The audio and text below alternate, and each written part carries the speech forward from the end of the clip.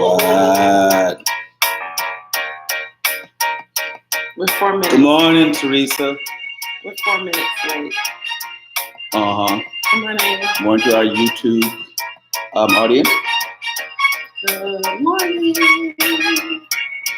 Good morning. Push that back. My face up back. It is what it is. Mm-hmm. Good morning.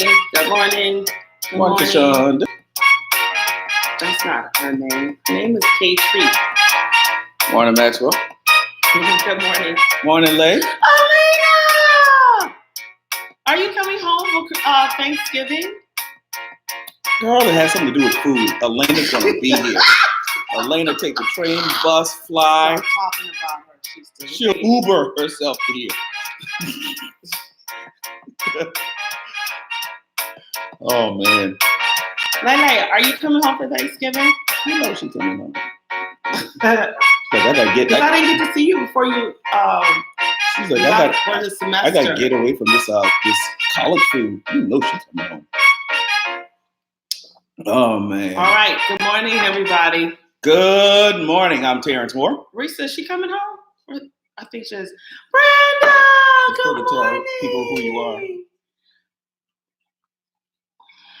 We Facebook family now. And this is Cheryl. Hi, I'm Cheryl Ann Stokes Moore. My mama said to always remind you of who I am. I'm going to tell your mama. I'm going to remind your mama. Go ahead. Go ahead. Vic. Bob and Vicky retired. Daddy probably going to look at this live later today. The Victoria. I tell you. How you doing, Brenda? Lord Jesus. Hi, Brenda. It's so good to see you. Because if it's the only way I'm going to see you, I'm going to have to accept Art. You know the saints. Yay! Make sure we see her before she leaves. And you know Brenda goes, you know I have to work on Sundays. You know that's going to be the line. Even though she does have to work on Sundays. Oh, see wow. what I tell you. I know, Lane. Look, food. She's inspired. She's like, forget family. Just show me the food. She's like, hi, Ma. Hi, Lex. How you doing? Hi, Auntie. Hi, Jeremiah. Hi, Aiden. Where the food? I'm hungry. Where the food? She's like, my food should already be laid out. As soon as I hit the door, I'm eating and unpacking. All right, here we go with life updates. Dun, dun, dun, dun, dun. Yeah, so... And happy Monday. And snowy Monday Wisconsin, in the Midwest. It is snowing. Way before Thanksgiving. I mean, this is... That's a life update in itself. Yeah. Yeah. All right, life updates. Yeah. So it is snowing in Wisconsin. We are nearing the Thanksgiving holidays. November is for family and friends. So last week was interesting. I had a great weekend. Went to Ministry Summit Development, and it was amazing. And then got back home really late after being gone for about 3 days. And we had a dynamic worship service on yesterday. Mm-hmm. And just a lot of work, kind of getting caught up.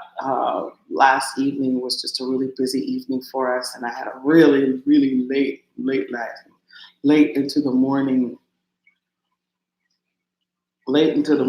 talking conversations on last evening. So a lot. It was all worth it. Yeah, definitely. I would not have my life any different in terms of sitting down trying to figure out what I should be doing versus doing what I know I'm called to do. Very true. And that is a really cool thing. Other than that, on life updates, we are moving in our segment on planting a church and launching and Terrence being cancer-free. By the time we start the launch and just wrapping up, he ended up getting aggressive in early radiation for about 30 days. Mm-hmm. And then after that transition, they surgically removed the port out. It was an incredible experience. And when we looked at all of it, it all happened the closer that it came to the first church service that we were establishing then the relevancy of what was going on was incredible. But that cancer experience taught us a lot. It taught us a lot about dealing with a vast variety and diverse populations of people. That was really, really incredible in our pastorate. In all of my professional venues, and and all the business venues, owning my own business, working for corporations. I mean, I've traveled, had the opportunity to travel a great deal. I have learned the most when it comes to pastoring people and people with purpose. I think that for me has probably been one of the biggest, most powerful, not only learning lessons, but learning about me and growing, because you do grow. And you grow up how you react, you grow up out of how you respond, you mature into so many different things. And it helped us as a marriage. One of the things that was very interesting in our marriage, I feel, and he would always say, like, our marriage, like your relationships, whenever you have any type of engagement or contact with people, or you've been called to make an impact upon people, that area is challenged in your life. Absolutely. And so our marriage was challenged on a lot of different fronts. The type of people that we were going to be dealing with. Excuse me. Yeah, the type of pastoring people. And leading and community with. It's very interesting. For me during the process and leading up to the launch is the fact that, as I said before, during the treatments of chemo and radiation, of course, this is still after I've really been healed. I mean, there was no sign. But a lot of it was very, very preventive. But a couple of things, God was checking me on my personality. He was checking me on my character. A lot of the things that I did, I overlooked. Some of the things that I had actually gotten warning about from my pastor or Cheryl about some of the character flaws that I didn't want to face. And I thought, well, no, y'all is exaggerating or blowing it up. Y'all hear that? Y'all hear what he says to me, right? Just know what I live with. The greatest thing since I'm sliced exaggerating. bread. I'm exaggerating. Yeah, but how you say I'm exaggerating? So that was, that was the cool thing about it. It wasn't cool when I was going through it, not by a long shot. But the fact is, those were things that I was forced to deal with. I couldn't avoid it. God was speaking to me about it, and I had to just deal with it and just really just suck it up. Because I was by the time it was coming near the end of the actual launch, I was really understanding what God was doing. He was really cleaning me up, not from the outside so that everything looks good, but he was really cleaning me up from the inside out, because it's always better to clean the inside of the cup first before you clean the outside. So to God, I don't care how you look. You can have the best couple presentation, but if you're not sincere, you're not authentically clean, then you will be bad pastors and bad leaders. And then also leading up to that, we had by far, in my opinion, of course, the best launch team. They were phenomenal. We had some people that we borrowed from other churches. They were on loan. They were on loan, and I had gotten permission from the pastors to make sure that, is it okay for me to use, these people from the church? And I told them, we're not trying to get them or steal them from your church. We've already had a relationship with them. And well, really just with a couple of them. One of them, we had just met. He ended up being a musician, but the pastors and his pastor, we end up having a very, very great relationship on the South Side. That was extraordinary. But we respect it because we don't want to steal somebody's members, because we don't want any members to be quote unquote stolen from us. So, but I kept the integrity. And then I think it was at some point, one of them actually wanted to say, like, no, go back home. Go back home. So it was very important it's very important that you understand the foundation of Kairos. The foundation in the launching was to really bring people to help launch.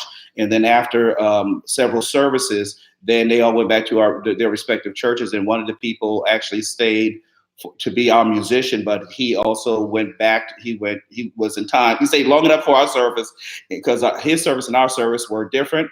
Got permission from the pastor for that, and after he finished with our service, he went back to his church to play for his church.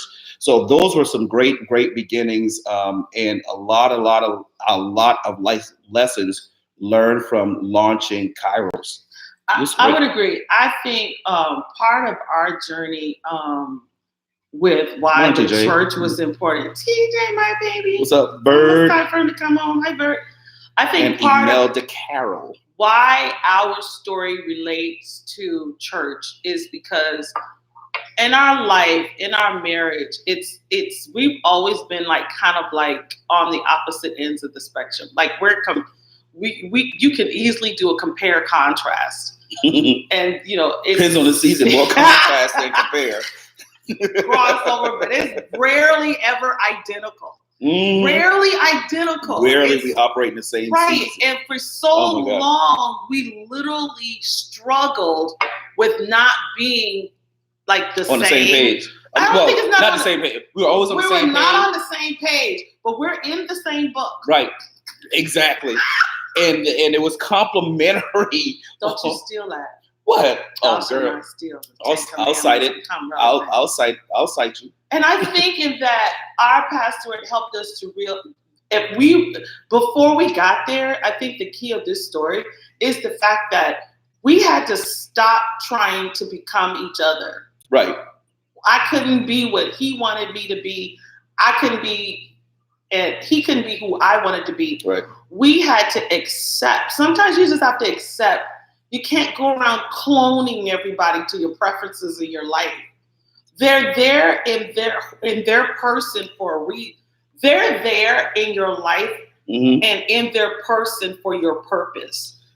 And admit you wanted me to be more like I am. I got a boulder right here.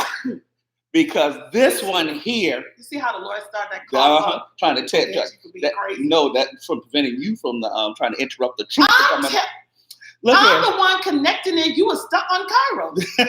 Still stuck on Kairos. But she wanted me to be just along the lines Terrence, of her. We already talked about you. Let's talk about my side. Okay, well, no, I brought it up. But anyway, she wanted me to be a lot like her, and that sometimes created a clash. And it's like, but I'm not you. Go ahead. You're the one that needed the refining. That's all I got to say. Remember all right, bossy. The title of this. Bossy. Cancer implanting nature. Certain people need extreme cleansing. Confess. Certain people have to have extreme measures of cleansing and life detox. You know what I'm saying? You got to get new cells, kill off stuff. Spiritual. And I think in that you have a different mindset, but absolutely, we literally had to stop trying to template each other. Absolutely. And you got to be so mindful of the people in your space. We still work on this and how not to become so demanding of issues. Now, I will admit, wait, it's 7:33. It's time to go. No. This ain't no to be continued. Speak. I don't get any confess. Heart. That means everybody quiet. It's time to go. No, because they want to hear this. They're frozen in time. I didn't see any heart. Nobody gave me a heart. Nobody said keep it going. Please keep it going because you need to end it. No, we're gonna get that out of you today. So there are certain segments where I have to admit. There's the hearts. You know what, TJ? You need to mind your manners. Because you want to eat when you come home. And keep going. And other people. And I said, Facebook family. All of them. Oh, they all popping up now. Y'all know her. That's why. They still coming.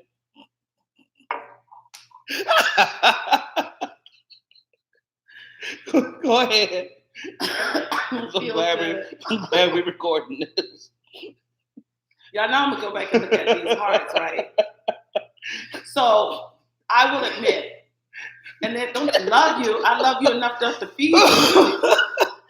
I will admit there are times where I can see there were times I've matured out of my 50s now, but before in my earlier years of marriage, and I would say even pinching, but by the time I turned 40, I was well on my way to being in a more mature mindset. But something happens when you turn 40 and you just kind of stop the foolishness. You get tired. Mm-hmm. You have to be at the point where you're just tired of doing what you're doing and making all these demands and being demanding of people to operate and live their life in a scope and a structure that worked for me and didn't work for them.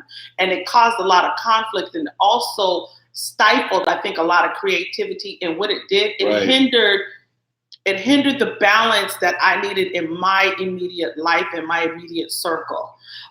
If you weren't on you can't expect people to say what you want to say and how they want to say, because they're there in your life to give you a balanced perspective so you can hear it in different kinds and likenesses. And also it taught me to respect the diversity of feedback and support that I got. What I was doing was say, okay, say it like this, love me like this, do it like this. Everything was like this.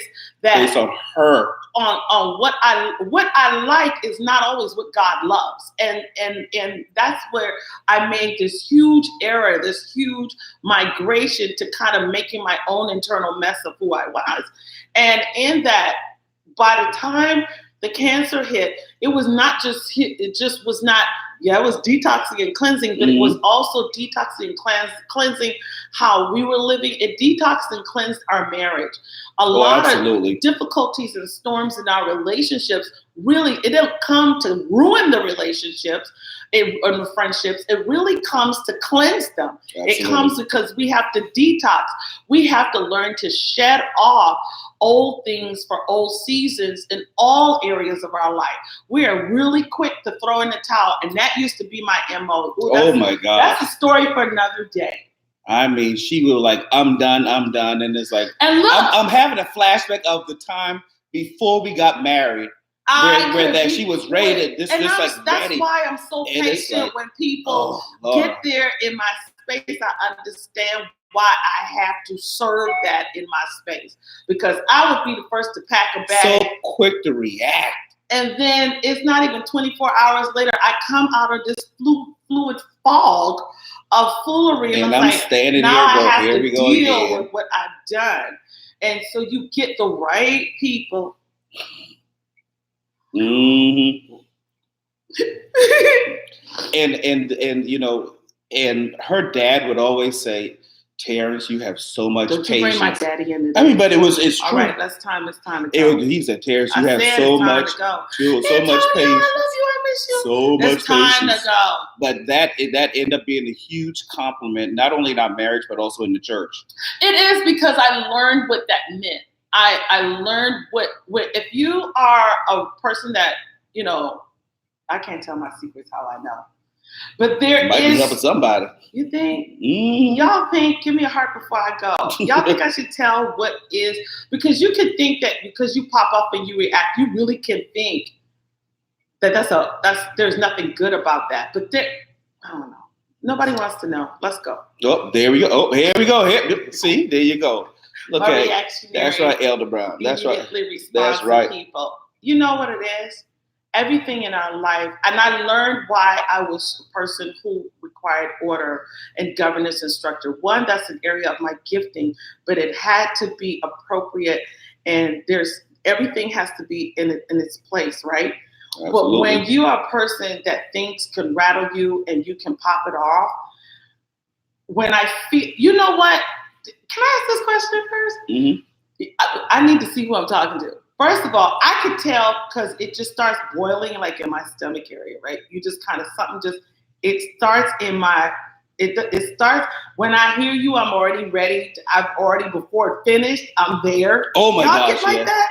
Before you're done. She already knows what the answer, she already knows the question. I'm T100. She's like, I know what the statement on a negative is. Scope. and she is I ready. cut that thing off. The decision. It's that prophetic. I already know what you're going to say. Tell her what it is. The decision has been made, and like she already caught. Really, I'm waiting for an entry point just to go ahead and lock this puppy up. Anybody like that? Nobody's like that. So let's go. So what? Oh, there you go. There's your folk right there. Right. I had to learn to bring. The boy unfortunately, got is my seed. I had to learn. You know what it means? It honestly. You know what it is, you all? And the people we passed. It is a spiritual mechanism. It's a special gift, but it needs discipline. Governance. It's a part of who you are. Mm-hmm. I have learned to embrace it. I stopped rejecting it, and I had to learn to appropriate it.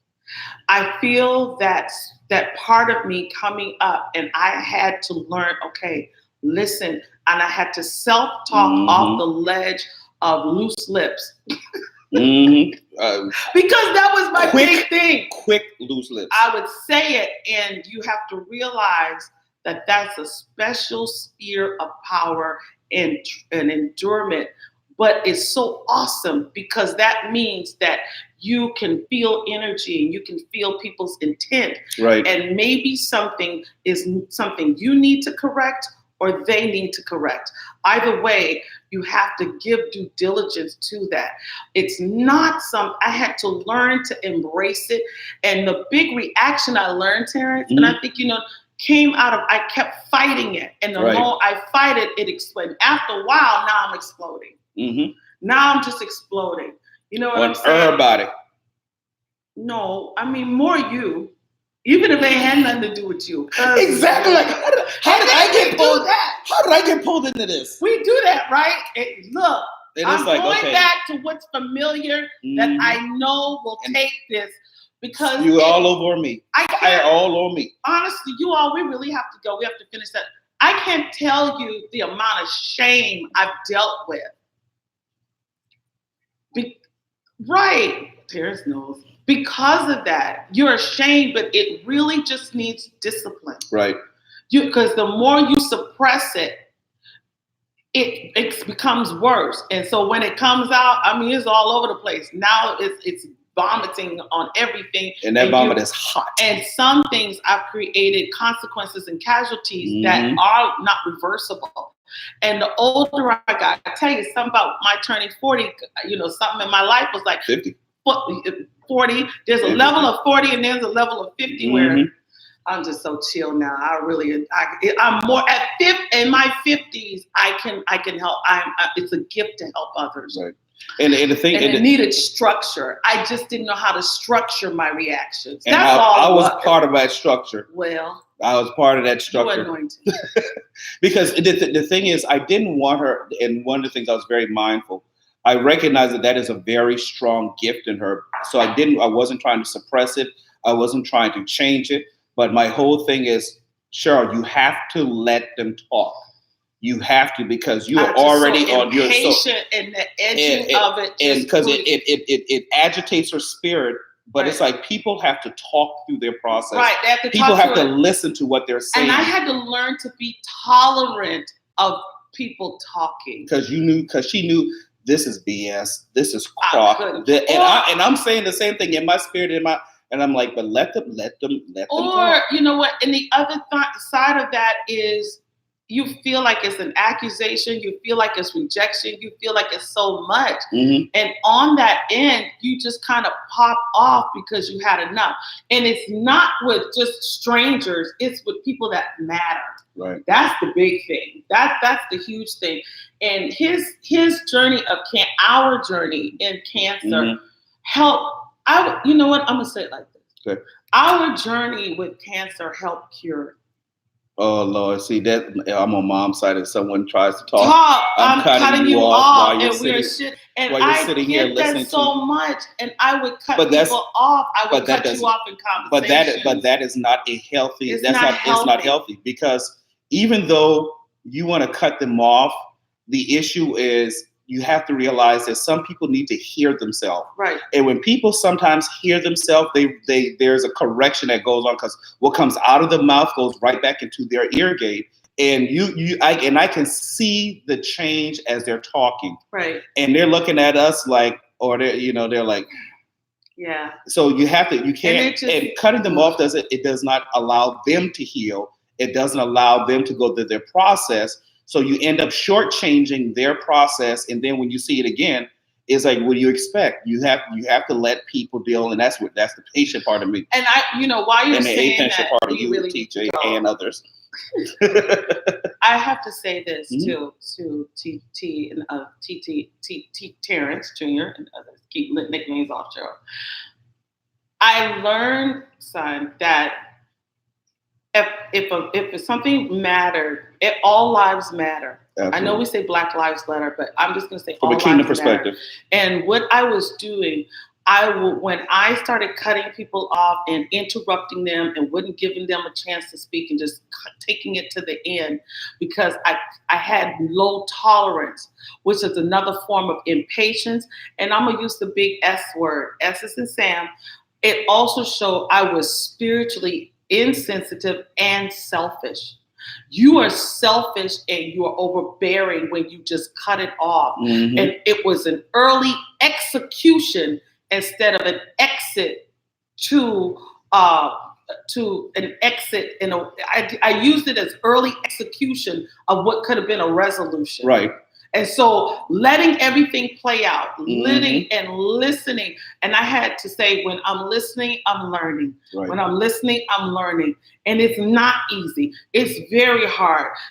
I'm not to the extreme, but I know people who I've dealt with and God has blessed me to help them through would cuss you clear out and take it back to 1999. Right. We had Prince, 1964 when you was born. Exactly. And it's early execution of what God wanted or what was designed for your life. And now you've damaged, right. And you've damaged that person.